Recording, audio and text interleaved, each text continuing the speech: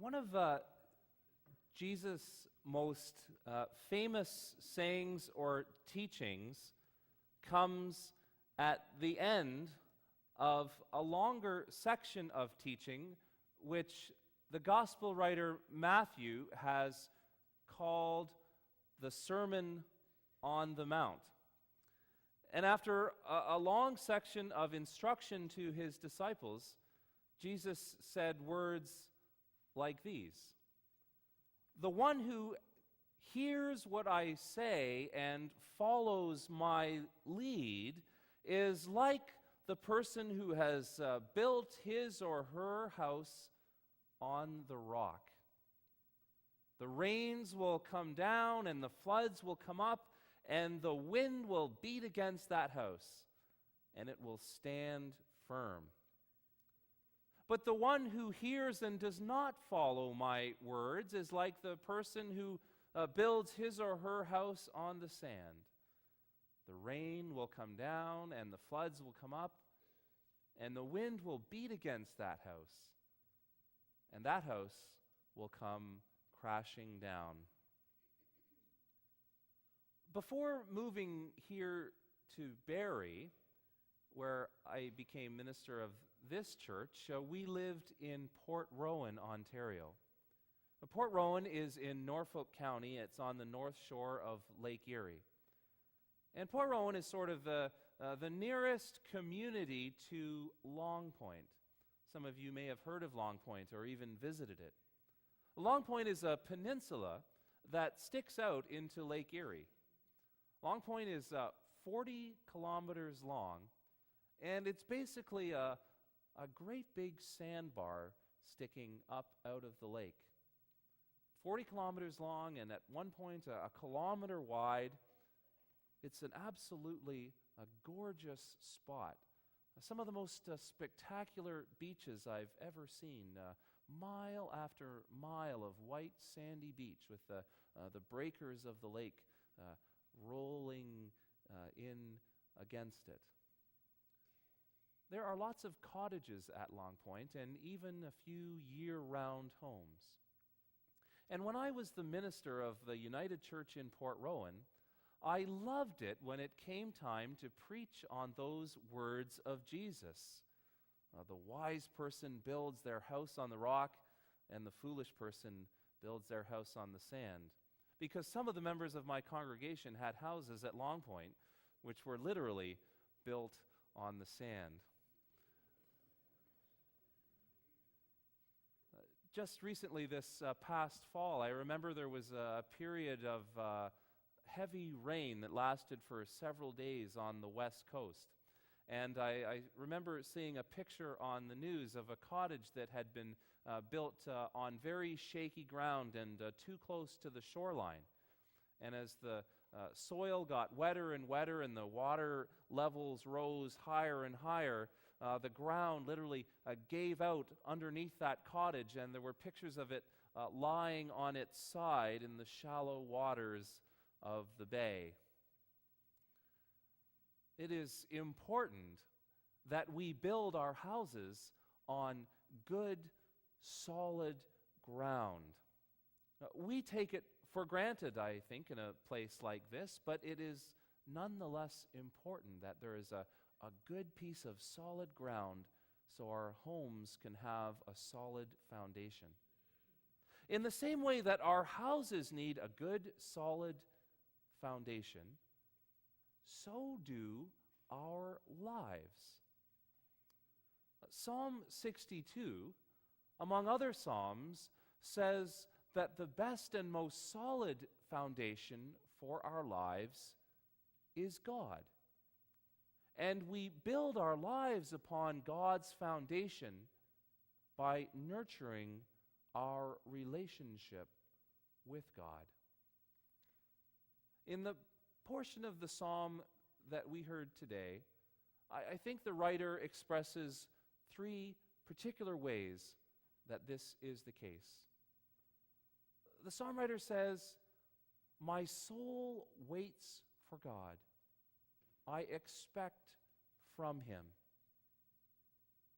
Many of the different English translations to which we've become accustomed, often say something like, I have expectation because of God. My expectation is in God. Literally, in my opinion, it says, I expect from God.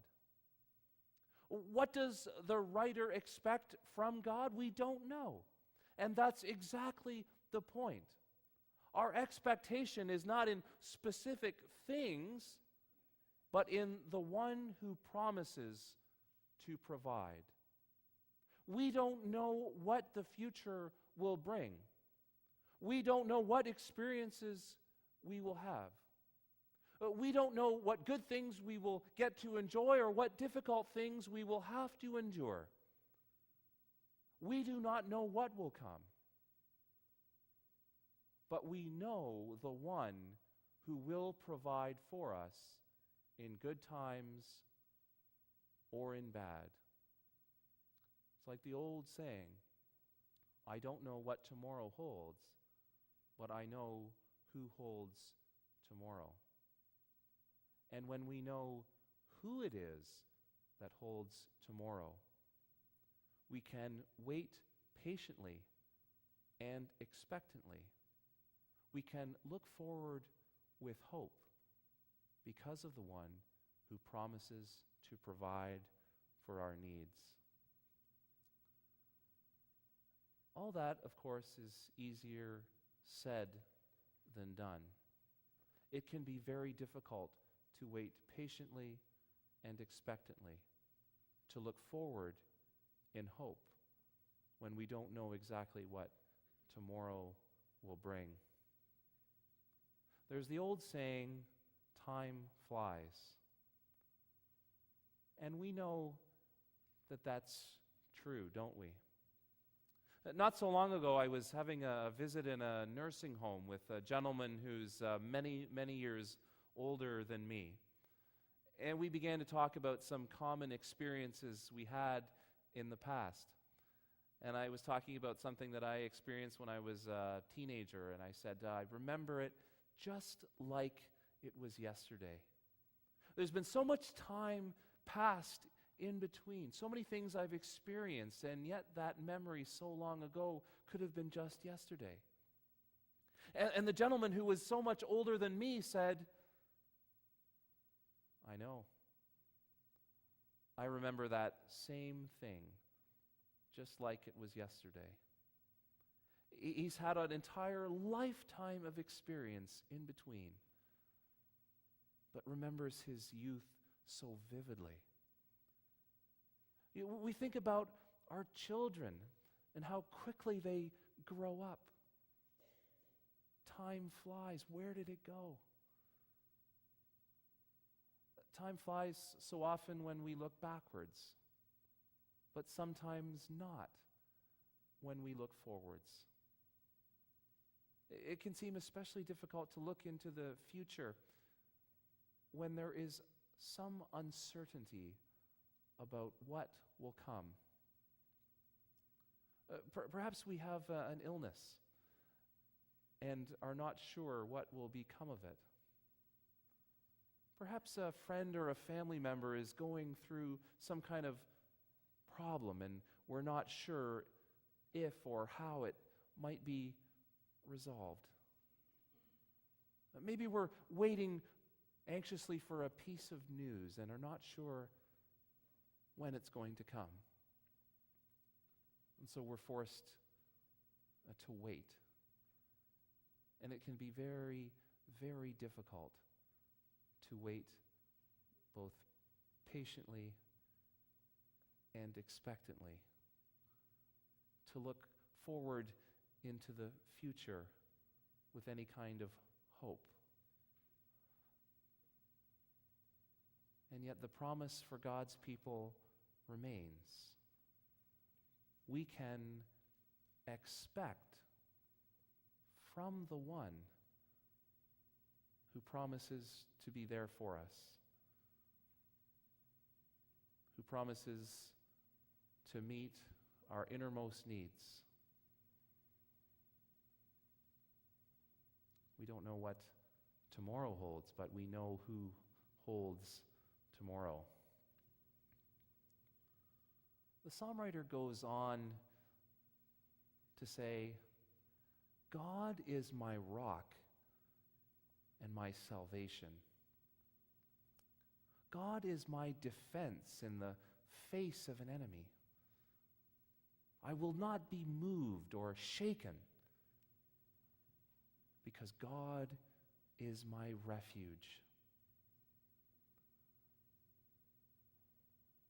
The writer is expressing and surely wants us to know that God can be counted on no matter what.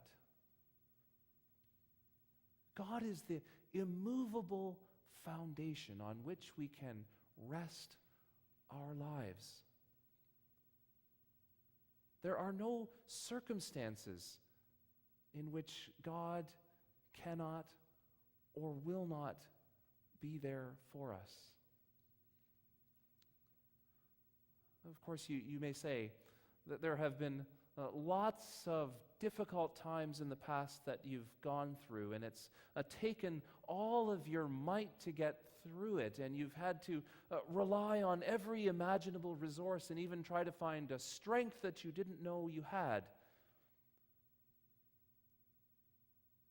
And you might say, it took so much for me to get through that. Where was my help? And it is in those very times, in fact, when God is holding firm to us, whether we knew it or not. And it is in those times when we realize that our own strength is not enough. That as God's people, God has been our foundation. Many years ago now, when I was a theological student training for the ministry, I signed up to go on a class trip, as it were, to Germany.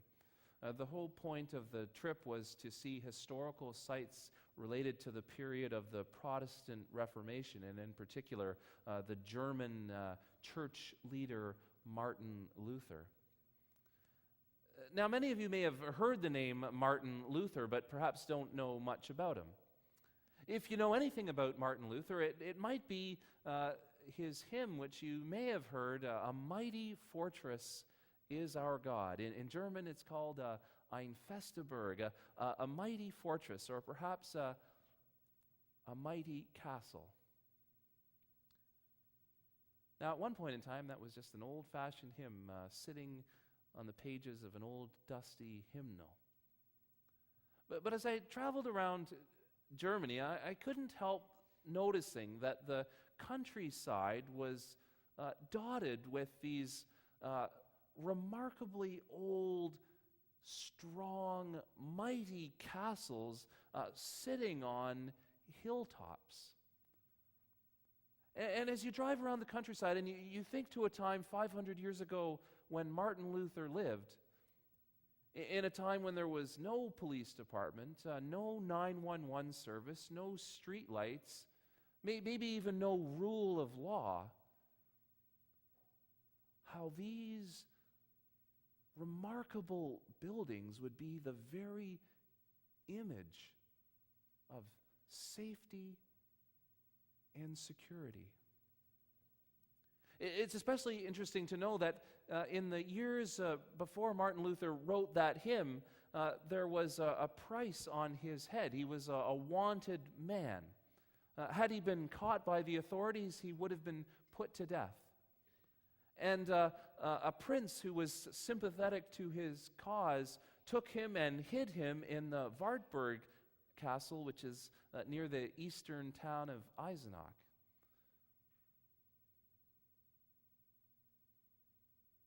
A mighty fortress or castle is our God. God is the very picture of safety and security and permanence on which we can rest the foundation of our lives. No matter what, God can be counted on. the psalm writer goes on to encourage. Trust in God at all times. Pour out your heart before God, because God is a refuge. What a wonderful reminder it is. Trust in God at all times. Of course, the psalm writer and I have said, when things are at their most difficult, when the enemies are at the gates, put your trust in God. But the psalm writer goes on to say, trust in God at all times. Trust God, of course, in the difficult times. But trust God also in the good times.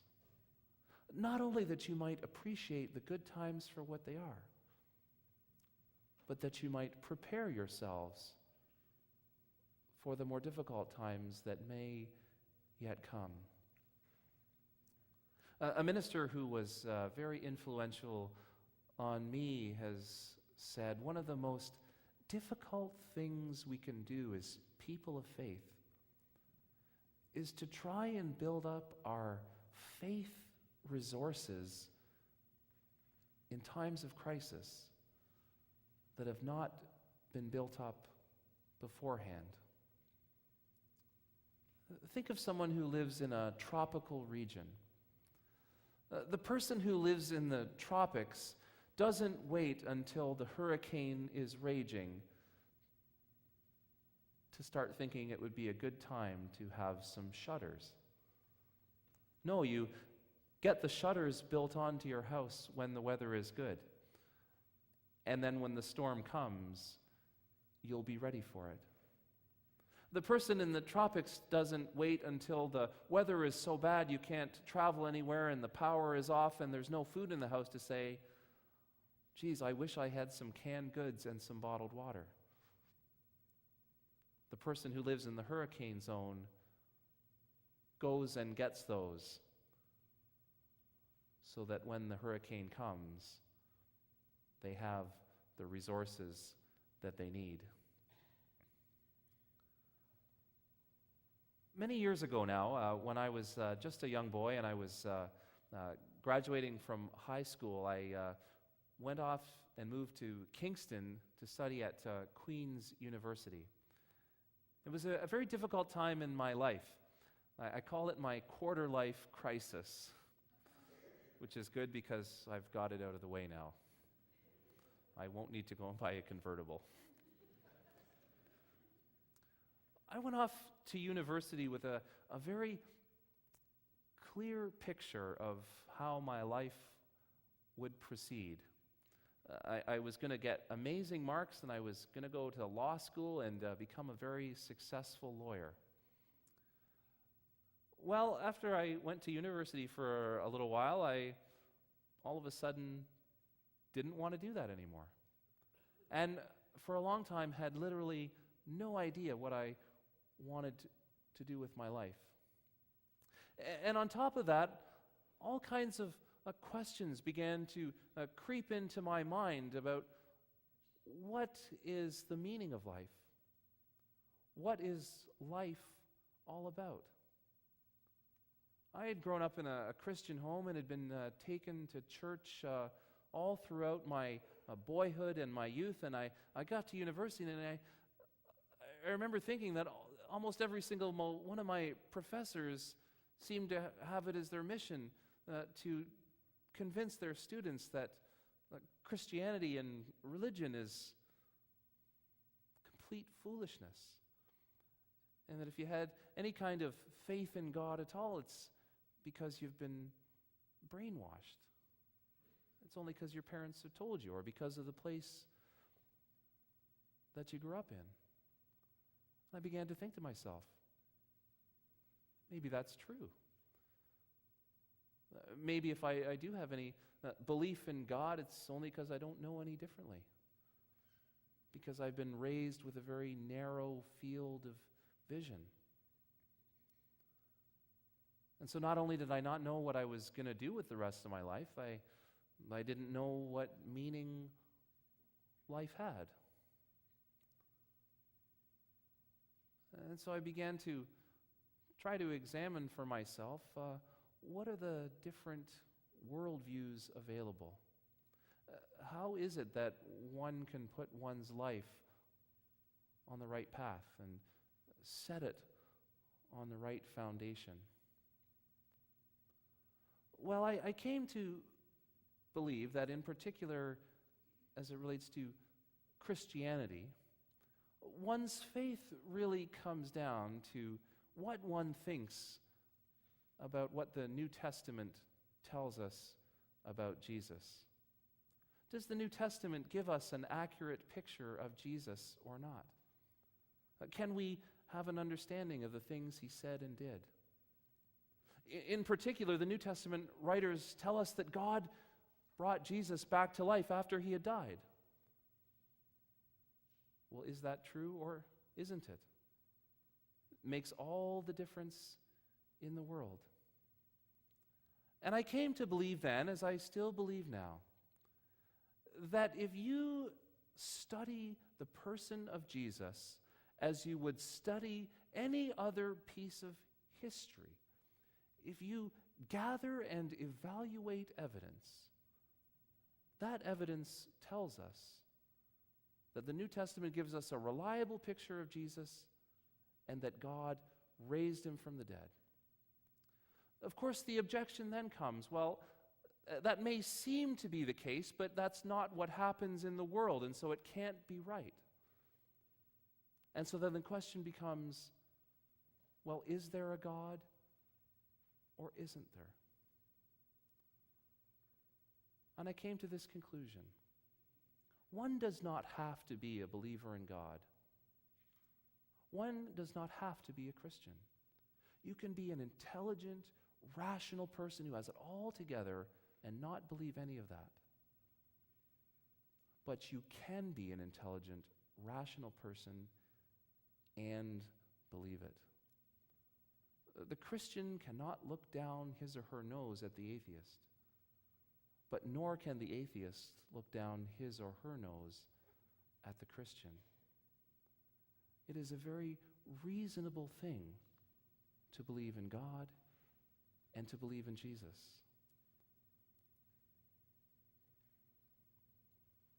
And when I learned that for myself, it made all the difference in the world. The difficulties I faced seemed to become less.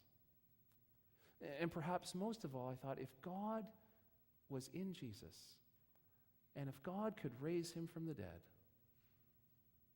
I don't have to worry or despair about anything else. I might not understand everything, but I do not have to despair. One of the reasons I became a minister is because I want to encourage people to have a faith that will get them through the most difficult times that they face. We need a good foundation for our lives. Psalm 62, as many of the Psalms do, tell us that God can be that foundation. And so the question becomes, how does God become our foundation? Not how is God a foundation, how is God my foundation? How will it make a difference in my life? How will it make my life better? I think it's interesting that Jesus in his famous teaching said, "The one who hears my words and follows them is like the one who has built his or her house on the rock. The rains came down, the floods came up, the winds beat against that house, but it stood firm."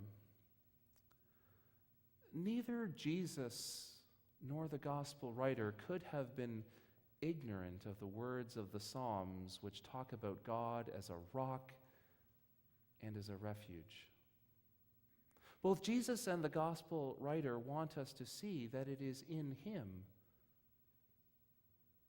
that we see God. It is in his words that we hear God's word.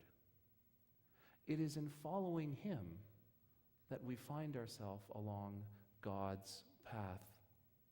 It is in standing with him that we find ourselves building our lives upon the foundation that is God.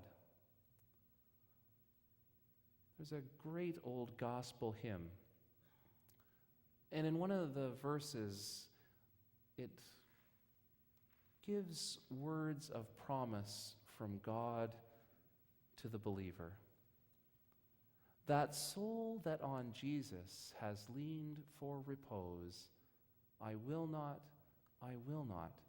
desert to his foes. That soul, though all hell should endeavor to shake, I'll never, no never, no never forsake. Amen.